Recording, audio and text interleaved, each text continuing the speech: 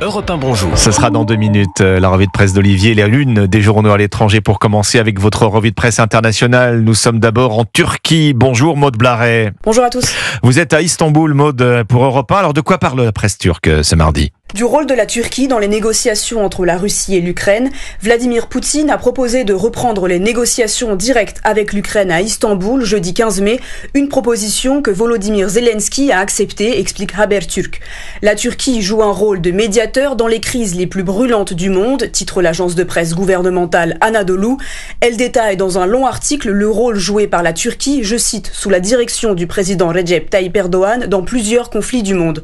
Le président turc adopte effectivement souvent une position d'entre-deux, lui permettant de jouer le rôle de médiateur. En mars 2022, rappelle le Daily Sabah, c'était déjà à Istanbul que les deux pays avaient négocié pour la première fois directement après le début de la guerre. Nous sommes maintenant au Royaume-Uni. Sarah Menaille, vous êtes à Londres pour Europe 1. De quoi parlent les journaux britanniques ? De la feuille de route dévoilée par le gouvernement britannique pour réduire l'immigration légale au Royaume-Uni. The Evening Standard évoque ses promesses du Premier ministre britannique pour serrer la vis, mais le journal estime surtout qu'il s'agit d'une volonté de contrer la progression du parti anti-immigration Reform UK dans les sondages et dans les urnes. Le journal The Guardian souligne lui le changement d'attitude du gouvernement actuel par rapport au gouvernement travailliste précédent. Ce changement de cap dans les rangs du Labour remet en cause des décennies de politique du parti, écrit le quotidien. Le Daily Mail se montre lui plutôt sceptique. Ce plan va-t-il vraiment changer quoi que ce soit, se demande le tabloïd.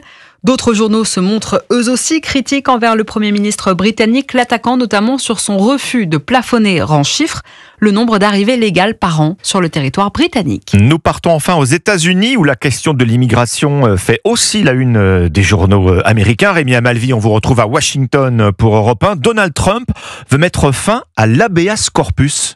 Qu'est-ce donc que l'habeas corpus, la procédure légale que Donald Trump envisage de suspendre, se demande CNN. La chaîne américaine n'est pas la seule à poser cette question. Aux États-Unis, la nouvelle a fait le tour des médias en fin de semaine dernière.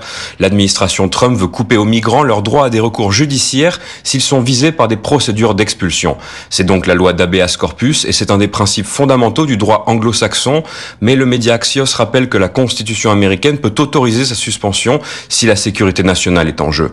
Et c'est bien ce qu'estime l'administration américaine pour qui les États-Unis font face à, je cite, une invasion de migrants. Mais selon Associated Press, la décision a peu de chances d'aboutir.